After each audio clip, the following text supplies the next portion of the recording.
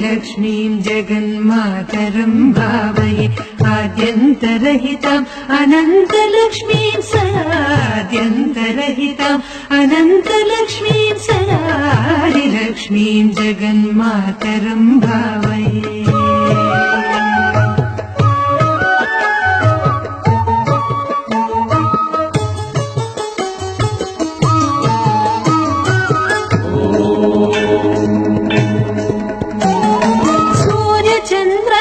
तेजो मण्डलान्तरम् आर्यां सुभक्तां तरङ्गान्तरां शिवा